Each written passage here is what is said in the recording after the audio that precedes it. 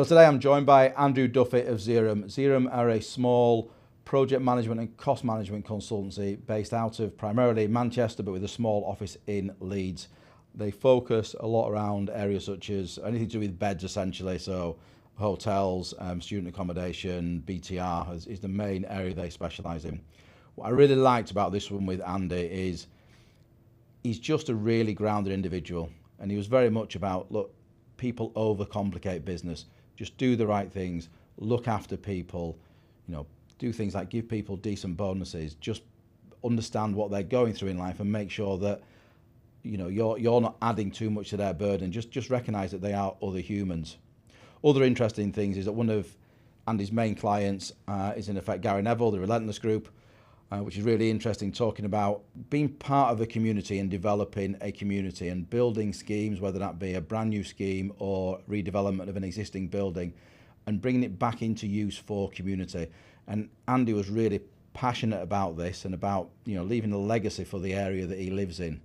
So again, I think you'll get a lot out of this one, just about keeping it simple, looking after your staff, but also just creating a legacy and working on the kind of projects and with the kind of clients who want to make communities better.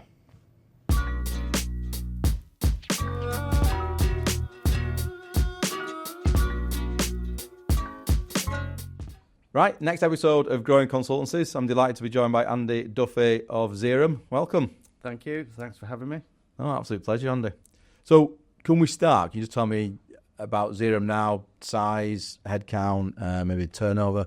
Yeah, so Zerum is formed of three sorts of divisions, really. You've got project management and cost management, you've got planning, and we've got a highways consultancy. Right. Headcount is around about 35 to 40. It's consistently around about that number. Obviously, within business, you lose some people. Yep. You recruit some people. So we're normally around those numbers. Turnover, typically three-ish million per year across all divisions. Obviously, fluctuations in that between the various divisions and the various operations within the business. But typically, it's a good, successful business year upon year. We tend to run sort of November through to October, so we're coming up to our year end now. Right. So we're all doing a review of where we stand and forecast for the next couple of years and things like that. So, yeah, it's a good business. Good. It's been established for 13 years. We're into our 13th year now. Right. So, yeah, it's a successful operation. Brilliant. And so planning is in town planning, you say? Yeah. Yeah. Okay. So planning consultancy, they operate, as does Zerum, nationwide. They've got a very good reputation within the Northwest, but they do stuff up and down the country as well. As do highways. Highways, it's not just a highways, typical sort of highways engineering. It's more about the wider master planning, more about infrastructure, more about sustainable travel. There's a big drive upon that within the business. Right, brilliant. And kind of core sectors? Core sectors, typically I think with most sort of businesses at the moment, it's residential, anything with a bed. So student accommodation, your BTRs, your for sale apartment schemes. So that's typically where we sit as sort of the project management side and planning. Our highways guys, they look at quite the big logistical schemes. Okay. Industrial schemes and things like that. Okay. Master plans. And appreciate you saying that the highways guys may be planning work up and down the country, but would you say the kind of PM and cost side is that primarily within the Northwest? I would say probably 75% of our work is within the Northwest. The other 25%, we've got schemes down in London, got schemes we're looking at in Birmingham, down in the southeast, southwest. So a few up in the north as well, sort of Newcastle way. So 75% I would say is sort of Northwest. Brilliant. All right. Good. Right. That's good. Understand Zerum. Let's unpack you a little bit now, Andy. Yeah. So people are really fascinated how people get into the industry. So how did you get into the industry to begin with? I was going through college.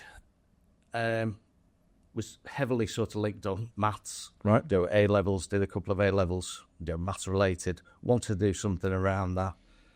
Had two family members. One was an accountant, one was a quantity surveyor. Right. Had a chat with them one Christmas. Don't really know where I'm going to go next once we get through A levels. What do you guys do? What do you do? And ultimately, a little bit of work experience off the back of that, just sort of following them for a couple of days. Yeah. And the accountancy side of things, it was very much office-based. You know, you didn't really leave the office, whereas the QSing, out on site, out to client meetings, and it was like, you know what, I'd prefer that outlook, to be out and about and meeting more people than just office-based. Yeah. So it was like, let's give QSing a go. Went off to Liverpool John Moores. Right. Got my degree. And then, as part of that degree, third year was in placement. They offered me a job after I'd finished at university. And then I stayed with them, must be for 10 years or so. So who was that? A company called Frank Dobson Partnership. Right. So they're actually based on Wirral. Yeah. They're Still around, aren't they? Yeah. Gave me a real good grounding, exposed me. It was a smaller practice, which exposed me to more experience than probably I'd have had if I went to a bigger practice. And I did have the opportunity to go to bigger practices. And I've sort of driven with that through the career, that I preferred smaller businesses, not your big globals, nationals. Prefer sort of the regional offices. And I've stuck with that throughout. And part of when we're recruiting, we sort of say to individuals, come into a small team, you're going to be more exposed. You're going to get more experience. You can't hide from what you've got to do. Yeah, absolutely. So, yeah, good. And so you were there 10 years. What happened after that? 10 years, then got approached by a developer. Right. A successful developer at the time. And I wasn't looking to move, but it was an opportunity that was, do you know what, even if I do this for a couple of years, and then I return to consultancy, it will give me the opportunity to see what it's like on the other side. Absolutely, yeah. And so was that developer focused in a particular sector? They were doing everything, mixed use, regeneration schemes, industrial schemes, residential schemes. Yeah. The business was split into two parts. One was a wider master planning, regeneration of town centres. The other bit was more quick turn.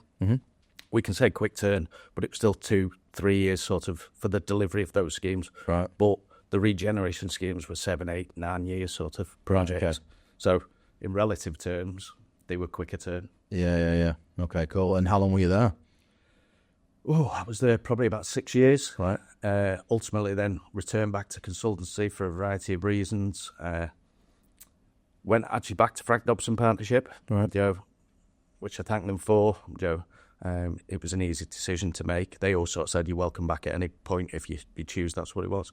Went back there and then stayed there for about a year, 18 months, and then went to join another consultancy. There was only 6 of us at the time. And it's the model of Zerum, basically. And excluding the highways, it was planning, it was project management and cost management sort of combined. Right. And helped drive that business forward. And that's ultimately where Zerum derived from, because we got approached regarding investment. Gary Neville, as we spoke about before, wanted to invest in the business. He thought we had a great business model. We were agile. We were different. We were diverse from what others were doing. And ultimately, he had a couple of other businesses that he felt could merge together, share client databases, try and grow the operation a little bit more. But by sharing that data, really. So Zerum, amalgamated and was created, sort of thing, out of 2 or 3 businesses. Right. And it is what it is today. Yeah. We've carried that business model all the way through. Brilliant. Yeah. Obviously, Gary Neville's done an amazing job of being an entrepreneur, hasn't he, post-football? He has. He's a fantastic developer. He's a fantastic individual as well. And that's not trying to blow smoke or do whatever. He genuinely is. What he does with his developments, that there's a value behind it. He's not just there to try. Obviously, it has to make a profit, but there's a greater value to the developments that he strives to put in. St. Michael's that we've just finished, it ticks all the boxes in terms of well-being and things like that. So the tenants that have moved in, and they are A-class tenants, have got a fantastic building. Operationally, it's got all the modern facilities that you expect. You walk in, if you cycle in, the cycle facilities are fantastic. The gym, the changing facilities down there are what you would consider like a high-class gym. Right, brilliant. you walk in and you forget where you are. You're not part of a commercial office building. You think you're somewhere else. But there's other schemes that he's going to bring to the fore within Manchester. We're heavily involved with those schemes. We're delighted to be involved with those schemes. Hopefully that continues as we move forward. It's really good, isn't it? There seems to be a lot more developers like that where they're doing really special things with old buildings. I'm just blanking on the guys at Urban and Civic. Is he the guy who does all the brings really old buildings back to life? Which is, you've got Captain Centric. They're doing the same sort of thing. Yeah. So we're actually working with Captain Centric. We've just finished a scheme with them, which was a small town centre regeneration scheme over at Farnworth. Fantastic. It took an old sort of town centre site that was underutilised, dilapidated in some ways. It's now got apartments, it's got new commercial facilities, new community facilities, it's got a great public realm space. We're doing another one in Manchester with them guys. Apartments, but it's a mix of new build and a mill regeneration. I walked around it just last week, and in fact with one of our cost management colleagues, and you walk around the mill and the floor-to-ceiling heights, Joe, it's not what you're delivering in terms of apartments these days, so it offers something different. So I remember many years ago when I was involved with Frank Nobson Partnership, we were involved with the Great Northern development on behalf of Merlin and Morrison Developments at the time, and that was a different, Joe, to try and to be involved with the scheme of that ilk. Joe, it was 80 plus million many years ago, and it was just split across numerous phases, some bits new build, some bit refurbishment. You don't get the opportunity to do those schemes these days that often. No. So I think it's good when you are, grab the opportunity, Joe, and run with it. It might be challenging, it might be more difficult than just sticking up a block of, 100 apartments new build. But the challenge is the reward when you finish those jobs. It is good. Yeah, and you're kind of placemaking out. You're creating community in some places. Exactly. Like the Farnwood scheme, it has created a community within the town centre. As I say, it's put apartments in there, townhouses and things like that. It's created a community. It's created a public realm space that wasn't there previous. And I actually called past. My son was actually playing football just down the road, so it was on a Saturday morning. I said to him, "So we're going to park up. We're going to go and have a look at this." This is what. Yeah, us as a business has helped sort of deliver. And he was walking around and goes, "It's fantastic." And there was some kids playing football on a green space there. And he was just like, wow, this is like right in the middle of the town.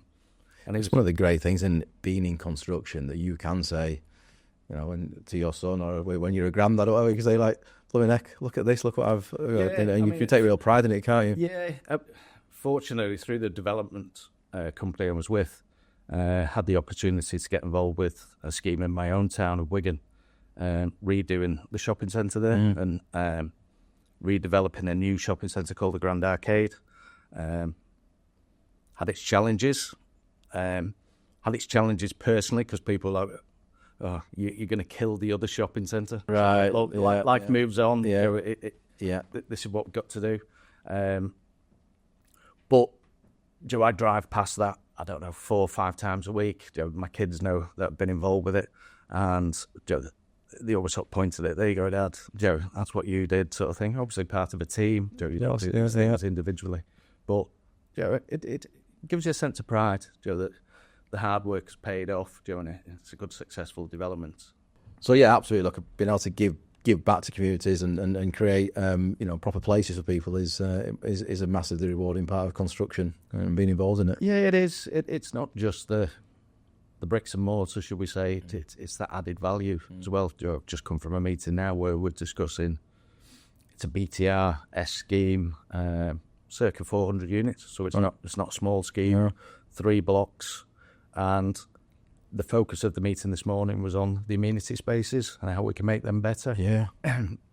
How we can add value, in terms of what that encompasses. So, co-working space has become a big thing. Absolutely. COVID challenged us all. But Zerum had a work from home policy before COVID. Right. So, staff were encouraged. Encouraged is probably the wrong word, but we welcome the fact that if they wanted to work, 1 day a week from home, that was fine. Yeah. gave a better life balance. Personally, gave a better life balance. I had younger kids at the time. Yeah. And it actually helped with school run in the morning, school pick up later on, then back to work and doing your stuff and finishing off your tasks for the day. So it was something we encouraged at the time. COVID came in and we all had to go and work from home, and the challenges that brought. Yeah. The funny brought as well, because my kids, I know neighbours' kids sort of struggled with it, being away from some of the events. My kids absolutely loved it. Mum and Dad were there, day in, day out, sort of. Yeah. They had their own laptops that we purchased ahead of sort of lockdown, so that they could get on with the schoolwork, no problem. But they loved us just all being together. But it's a funny time was COVID, wasn't it? Because you're absolutely right. I think some families thrived, others didn't. I think. One neighbour of ours, one of their children was desperate to get back to school. The other one wasn't. So they just worked flexibly and sent one back when they could. And the other one was, right, your time will come. Obviously, Mr. Johnson decided certain years could go back and certain years couldn't. I remember the announcement. Our son was sat there sort of celebrating on the couch. He's like, yes, I love you, Boris. Because he wasn't in the group that was sort of sent back to school. Right. He was just loving his time. Loving being at home with mum and dad. And, I think my wife's a teacher. They got to see sort of parts of the jobs that they would never have seen us doing. So they seen sort of mum doing her teaching online and teaching all the kids GCSE PE and things like that. They got to see me doing some of my meetings and understanding what your job entails and things like that. And a few times, I had to go and visit sites because construction carried on. And a couple of times it was, right, come and have a little ride with me. There's a site in Chorley that we were delivering, which was 10 minutes up the road. Come and have a little look and you'll see how the buildings progress, sort of thing. Wow, it's come on loads, sort of, in the last 3-4 weeks. Brilliant. So, do you think either of them are going to go into the game then, into construction? I think he may. Right. I do. He's got real interest for it. He likes to see what's going on. He's always had an interest in it. When they were younger, we were doing a co-op convenience store that was 10 minutes drive from home. And he'd asked to go at weekends to see where it was up to and stuff like brilliant. that. It become like a little ritual, a routine. So on the way back from football on either Saturday or Sunday, we'd call in and just see what had happened in the week and things like that. I think our daughter, she's very sports orientated, but very much she does the school bulletin with school and things like that. So I think the journalistic side, maybe of sports, she's really heavily into her football. I think that may be a path that she explores long term. But we'll see. Always just encourage them, do what you enjoy. When you stop enjoying it, we're not going to force you to do it. If you want to take up, I don't know, whatever, golf, if you want to take up football, if you want to take up rugby, you just go with it, go with the flow. We'll support you, we'll encourage you, but you determine when you want to stop, if you want to stop. Yeah, they've got to find their own path, haven't they, in life? They do. And I think that follows with business as well. You've got to encourage your staff to grow, with the business, evolve with the business, develop themselves within the business, find that place make within the business, and find a pathway within the business that they, as I say, can grow, and they can enhance the quality of the service offering that we have. And it's good when that happens because people will take on responsibility. Absolutely. And sometimes it's nice when people surprise you and suddenly step up and say, right, I'll take responsibility for this. Well, great. And the reality is people want to do that. I think a lot of businesses make this assumption that people don't want to do it or cannot be trusted. But the reality is people want responsibility. They want to own something, don't they? Yeah, I think so. And they want to be part of, I think, because it's not the biggest of organisations and we don't want it to be the biggest of organisations, people want to be part of that organic growth and they want to sort of drive it in a certain path and be responsible for elements of that. Yeah. And we encourage that within, we're quite, most of the teams will do a weekly sort of sit down to review where things are at and what tasks need to be done. And it's very much an open forum. When we get new projects in, I always sort of say to the team, we've got a hotel scheme, we've got a shopping centre scheme, we've got a commercial scheme. Put your hands up if you want to be involved. Yeah. I remember when I was with a developer, I'd not done a housing estate at the time, and it was just something I had to tick off the list. I very quickly ticked it off the list and learned that I didn't want to do another one. So it was sort of, but it was tick. I'd done that. So my learning experience was, I sort of say to the team, if you want to do a hotel, just put your hand up. We've got a New Hubs hotel, come in, put your hand up. And I'll endeavour to try and get you involved with that scheme. Nice. That's good. Subject to resources and things like that. But very rarely we had to sort of say, no, you've got to stick with that or whatever. You can't get involved with the scheme. Yeah. But like St Michael's that spoke about, as a team and the whole company team, we went for a visit. And part of that was to sort of say, look, this is what we've delivered as Zerum, on behalf of developers and obviously other parties contributed. But it's a fantastic product, it's a fantastic quality, so we should sort of showcase that. Yeah. But also it's an opportunity for the team that we're delivering it to showcase, this is what I've done. I think compliments and pats on the back from your colleagues, is great. You could see the shoulders went up. They're proud. They're walking out that building saying, "Yeah, that was good." For colleagues to sort of say, "Well done."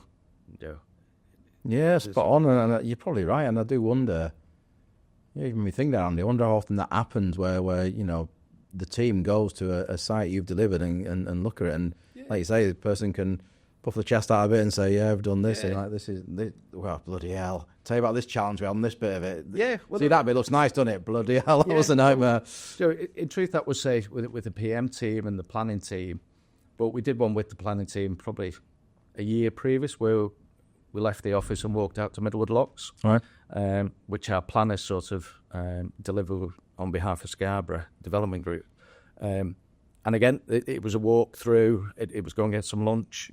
We were going to a destination, but the destination was to walk through Middlewood Locks and then showcase what they'd done, what the challenges were on various bits. We actually met somebody from Scarborough Development Group who gave a 15-minute presentation, sort of saying this is what the plan was moving forward and the challenges associated with the scheme. And again, it was a pat on the back to those colleagues that had delivered that. And well done. Yeah.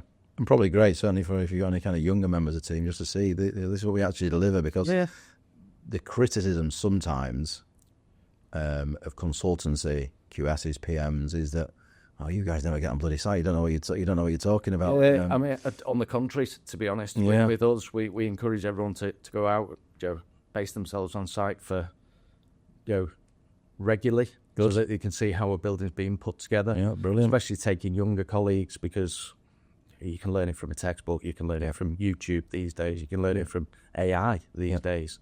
But actually seeing how something happens, it's been great being involved with St Michael's because where our office is, it overlooks the site. Oh, nice. So we've got colleagues within the PM team who are construction orientated. They've come from contracting background, so their technical know-how exceeds probably the skill sets of other PMs and things like that. Yeah. So we encourage everyone, including colleagues from other sort of divisions, ask questions. If you don't understand how it's being put together or why it's happening, ask the question. Somebody can give you the answer. Yeah. And that's how we all learn. We can all learn day to day. And you should always want to learn. Anybody who says I'm the finished article is just an idiot. No, Nobody is ever. Well, if somebody tells that, I can put you to a liar. Yeah. Because you never are the finished article. No. We can all learn. And I think that's when you look at business, how you learn, how you adapt, how you treat individuals, how you treat your colleagues, individuals within your team. Somebody needs an arm around them. You need to understand what's going on in the background as well, because you might be pushing someone a little bit too hard, and there might be a whole hell of pain that's going on in the background regarding family circumstances. And I think it's knowing those individuals, knowing when to push, knowing when to back off, knowing when to, are you okay? Knowing where they are in life. Question. We had a colleague who was extremely ill not long ago, and he's back with us and he's back in the office, and but he went through such a difficult time in life, that we had to support him to the best of our ability. And when he couldn't come back to the office because of condition and things like that for a very long time, but supporting him emotionally whilst he was working externally was sort of a key factor as well, because he was sort of at his apartment working in isolation. So quite often it was just, we'll jump on a Teams call, not necessarily because we had to do a Teams call, but we'll just check on him. Bit of banter. Bit of, I go back to COVID. I had a colleague who really struggled being away from the office, being away from individuals. They lived alone. And I remember one day we put Teams on. I sort of said to him, look, let's put Teams on. And we didn't say a dozen words to each other for 2 hours on Teams, but it was like we were sat across desks from each other on Teams, and every now and again it was sort of, right, I'm going to go make a brew sort of thing. Have you got a drink at your end? Yeah, I've got a drink. And it was just that. Nice. And afterwards he went, I appreciated that. That was good. And we had bit of chat and stuff like that. He said just knowing someone was there. Yeah. And is willing to listen sort of thing, it was fantastic for him. Yeah, brilliant. Absolutely amazing. So 13 years in business. I'm sure it's been a bit of a roller coaster at times. Yeah, ups and downs. I mean, I think there's a phrase, there is a phrase, control the controllable. Yeah. I think as time sort of developed and I've developed as an individual, I've realised that phrase means a lot more sort of thing. Worry about what you can control. If it's out of your control, yes, you've got to be conscious of it. You've got to be aware of it. You've got to be willing to move on it. But the development business is such a business that things can stall tomorrow. We might get a call tomorrow that sort of says, right, that scheme that you're doing that we think is going to give us an income of fees for of X amount could just stop. So you've got to be agile enough then to react to that and move forward. So you're always sort of planning. We're always doing a bit of a sensitivity. I've got a session this afternoon with a few colleagues where we're looking at the next 2 years sort of progression with the questions of what if. So what if that doesn't happen? What if that does happen? Because you've got to look at resourcing levels as well, so that you've got enough resource there to cover the jobs if they all happen. But what if it doesn't happen as well?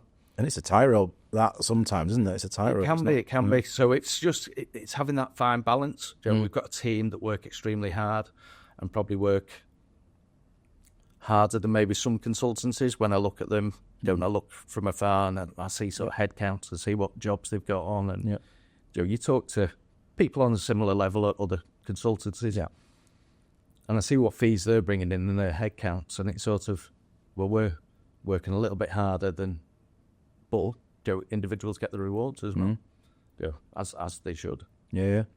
And was there ever a time in those 13 years where you ever genuinely panicked about the business in terms of viability of the business? No. It's good to say that no, that time has never come. It's good. Initially I came into the business, I was just an employee. I've graduated through the ranks, so to speak, up to director level. And now I'm a partner with the business. I've invested in the business. Nice.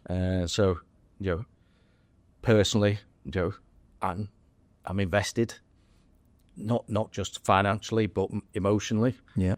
Many a time I'll sit there at the weekend looking at the what ifs, looking at what's next, trying to plan the next month in terms of going to meet individuals and look at opportunities who haven't we connected with in a while, and how do we reconnect with those individuals to look at.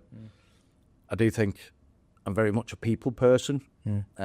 So being face to face with an individual, I really enjoy. I really enjoy the chat, whether it's coffee, whether it's having a beer, having a meal, whether it's socially going to do something, I don't know, going to watch the cricket or whatever.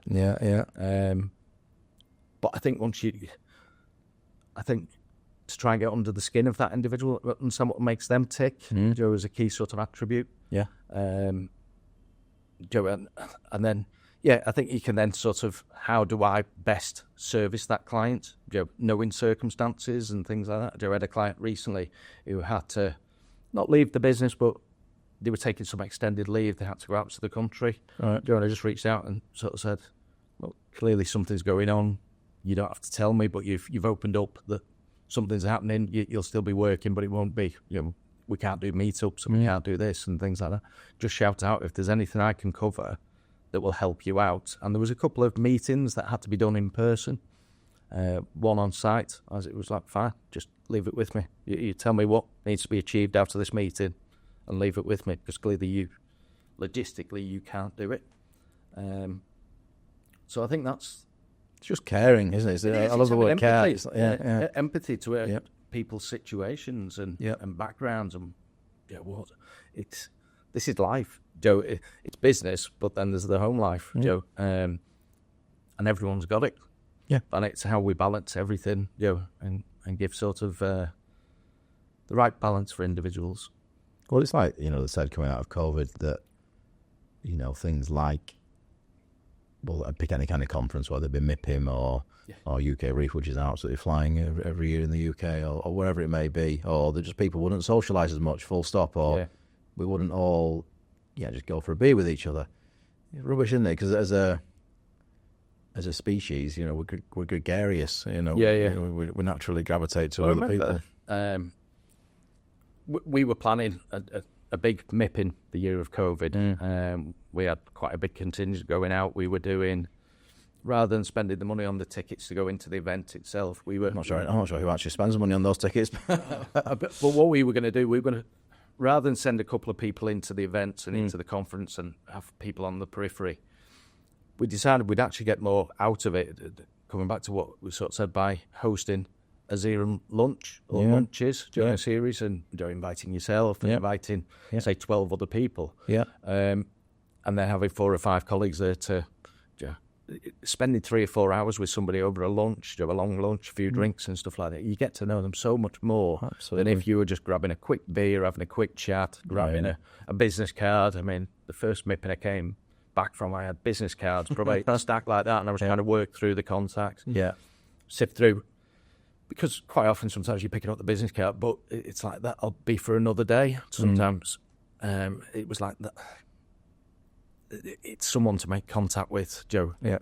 If this opportunity arises because they're in a particular sector or whatever, other consultants and things like that. We don't have a need, say, for a BREEAM consultant at the time, but I've got somebody there that I've met that I'll reach out to if and when. But that year, because of COVID, Joe, it obviously all got cancelled off and things like that. But I know the following year, a few people went and they said it's so much quieter than what it was. And it's now picking back up. Oh, it definitely is, and, we'll probably send a few colleagues next year, but then you've got that UK Reef, you've got a few other events there. Actually, massive is UK Reef, Yeah, I mean, we've got Leeds office as well, which is literally over the road from where UK Reef is. So there's a lot of us go up to Leeds for that week and work around there and do some fringe events, and a few people go in. But I think you've just got to balance it. It's ultimately, it's a big cost for some of these things. It is. And when you look at what you can invest that money back into, as a business, we're very big on looking after the staff. We have some good sort of benefits and things like that. But one of the things we do each year, and we do it as a global business, we go away. Nice. Now, we used to do it, a visit in the UK one year and go abroad. The way things have now transpired, it's just as cheap to go abroad. It is, yeah. Everyone likes getting the passport out. Everyone likes jumping on a plane. We tend to do a very early flight out to somewhere in the morning with 1 or 2 night stopover. We've done Madrid, Hamburg. We did Bilbao recently. Nice. And it's great. A couple of days away with colleagues, a few beers, bit of sun, bit of sightseeing. You come back, you're invigorated. You've caught up with colleagues that you may not. Things have shifted in their life that you didn't know about. So even in your size company, you can't possibly get around everyone on a regular basis. No, exactly. To know that. Say we've got Manchester and Leeds as 2 offices. Yes, people sort of migrate between the two when meetings or whatever circumstances require. But getting those 2 offices together, Joe, for a sustained period, it's fantastic. Yeah. And you sort of, it's good to reconnect, even though you're already connected, but you're reconnecting on a personal level, not just professionally. Yeah, nice. Good. So where... It sounds like you're of the opinion, Andrew, it's very much going to be organic growth, but are there any plans in terms of where you see the future numbers for the business? Yeah, from project management, cost management, we want to grow it a bit, but we don't want to grow it just for cash flow and things like that. We want to sort of maintain the profit levels. As I sort of say, I think we work hard as individuals. So again, to sort of grow the business and not work hard, and dilute the profit is not what we're about. No, arguably a crazy move. That's what I think a lot of businesses get into trouble with. I mean, what I would say is that whenever we recruit for a purpose, and it's not just necessarily to put a bum on a seat. We had 3 or 4 hotels that we were delivering. I've done hotels, and other colleagues done hotels. We've done hotel football, we've done stock exchange just around Manchester. We've done hotels elsewhere. Well, we had 3 or 4 that were coming through, and someone I had an eye upon was available in the market who had significant hotel experience. So it was, have a chat with them. Your hotel experience, he was doing less and less of it. There's an opportunity. Do you want to come and join the team? And that person now sits with us within the team. We're about to do another couple of hotels in Manchester, and they'll be involved with those. In fact, we've got 3 around Manchester, and we've got 2 elsewhere. So when we recruit specifically for a purpose, and it's not just necessarily to increase a headcount. No, fair enough. People within different divisions have recruited to extend their service offering. Thinking more in terms of the highways and what they've done. Okay.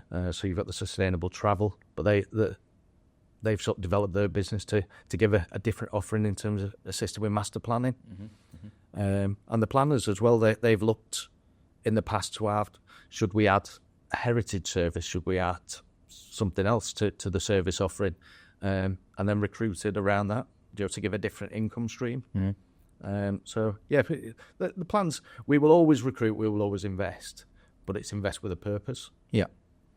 So you can't argue with it. Makes a lot of sense, doesn't it? I think a lot of businesses are hell bent on growth, and invariably that creates a lot of issues for a business. It does. I've seen similar sort of PM practices or slightly larger practices, and suddenly you hear from recruitment consultants that they're taking on a dozen people sort of within the next 2 months. It's how, why, what? Surely they haven't picked up that many jobs, because if they have picked up that many jobs, surely we'd have heard of them. But quite often it's these national sort of practices, and it's just the headcount for the region is a bit low and things like that. And with headcount, does that drive income? Not necessarily, in truth. I know a particular practice that recruited about 8, and within 6 months, about 6 had left. That's no good for anyone in industry or personally. Absolutely not. The challenge is when you recruit that number quickly is kind of, I guess, bedding them all in, making sure that they all adapt to the culture, that they're all happy. That inevitably when you hire that quicker, there's often mistakes made. You just hire somebody who perhaps isn't right, not necessarily wrong, but just not right for your business, not right for the culture of your business. Say when we're recruiting people that, because it's a smaller organisation, you become a bigger cog within the machine. If you're within that big organisation, you're a smaller cog. Sometimes you're an employee number. You can get lost in the system. Like we've got graduates that have joined us, and they're out on site regularly. They're escorting sort of senior members of the team. They're encouraged to ask the questions, as I said. And I feel as though they grow and develop quicker, and then they become a greater asset to the team quicker. So that's something we'll always sort of look to try and do is grow that team, but grow with a purpose. Good, excellent. Big kind of area of discussion always around kind of technology and what companies are using from a tech standpoint. So where is Zerum with all of that? Where we're at this moment is as a wider sort of global business, we're looking at the AI side of things, what it can do, how it can help. To a viewpoint of potentially bringing in a consultant who works with a wider group of companies, and probably spends a day a week with Zerum. Okay, interesting. Maybe 2 days a week, and then with the individual divisions, what do you get? Fundamentally getting under the skin of what we do and how they can assist Yeah. and what AI can do. And they can go away and look at, right, maybe we consider running this and we'll trial things. And if it works, it works. If it doesn't work, back to the drawing board and see if something else works. Yeah. But I think, again, I meet quite a few individuals from different consultancies, so it's sort of speaking with them as well. What are you trying to do? I mean, taking meeting minutes, Joe, a bugbear probably of 90% of the team, but it's a task that needs to be done. You've got so many now meeting note AI sort of gadget apps that are available. So we're testing a few of those, and it might do 80% of the job, and the other 20% has to be done sort of personally. But if 80% of the bulk of that work is done and taken away from somebody, we're getting that 80% back. It's also that logically, if like me and you were just having a conversation and everything is recorded perfectly, you're not scribbling down on a kind of half paying attention to the conversation, and you can't possibly get all the notes written down to sufficient detail unless you're a professional short form note taker, which none of us are. So arguably, tools like that AI produce are just brilliant, because there's obviously plenty out there that do that now, but they're all of a similar quality, I would say, in terms of what it churns out. Yeah, we've got other companies that we're working alongside, and they've got apps. So again, it's which one have you found? Have you tested the market? Yeah. We're looking at these three. Ditch that one we found it didn't work for us. Fine, that's one off the list. Sort of thing. Brilliant. And sort of refine it. So it's a learning curve for everyone. I think if you don't embrace it, you're going to fall behind. Agreed. So we will embrace it. There are probably people within the organisation more technically savvy than myself, so I'll sort of bow to their knowledge and let them. The younger ones. Some of the younger ones, I think with anything, if somebody's got a real interest in it, and like I said before, if they want to take, pick it up and drive forward with it, well, why discourage that? Absolutely. If you want to drive forward with that, then go for it. You come back to us with sort of your recommendation, etc. Yeah, good. And that's it. Going back to that bit about kind of giving somebody something they can own within the within the business. Yeah, it allows those individuals to develop. Yeah, good, excellent. Andy, it's been a pleasure. I've got one last question I ask everybody, which is, who has been your maybe best boss or mentor, and it can be more than one person, throughout your career? Best boss. I think the first boss I had was Frank Dobson. I look at the opportunity he gave me in terms of smaller practice, being able to give him more responsibility. I went at the end of my sort of placement year, I was given the responsibility of running a small contract. It was only a demolition contract, but to me at the time it was a big thing. Yeah. That gave me the impetus, I suppose, you can do this. Yeah, this nice. is what you want to do. So I look back as that as an opportunity. Best boss, I don't know, sort of thing. He was a great guy and stuff like that. I don't think I have a best boss. But what I do look around is you've got different bosses. You see different things. So I sort of look at different individuals and, I like what you're doing with that. I like what you're doing with that. And how can I improve myself when I'm sort of dealing with individuals and talking to individuals? What's the best bits I can take of them? I sort of look in terms of drive. My dad sort of struggled. He got polio when he was a kid and things like that. So mobility-wise, he struggled. Right. But before, like my granddad sort of passed away, he sort of said the biggest inspiration in his life is your dad. Right. He said because he's never once been bitter about it. He never once complained about it. He's just got on, and just said, this is what I've got to deal with. I'll just strive forward. So I sort of look at that as a mentality and sort of say, look, you dealt the cards that you dealt with. Yep. Now, how do we put them into the best hand we've got, and sort of manipulate it and turn it to make the best opportunity? So it's probably not the answer that sort of is typical, but that's my answer. So I sort of take inspiration from my dad, and then try and cherry pick some of the best bits from other individuals that I work with. Yeah, I have to say my dad's no longer with us, sadly, but I absolutely say he's probably my biggest inspiration, because he set up a business quite late in life, but just the way my dad always conducted himself, there's always bits that are just That was always just odd saying, but as always said to me, like you can't buy class. You either got it or you're not, and you can't expect people who've got no class to have class. Yeah, treat people like you want to be treated. Yeah. That's all I advocate through. Joe, if you just treat them with respect. Joe, it's you can deliver bad news to somebody, but treat them with respect. Joe, there's a life beyond what this news that you're about to give them or whatever. 100%. So just treat people with respect and how you want to be treated.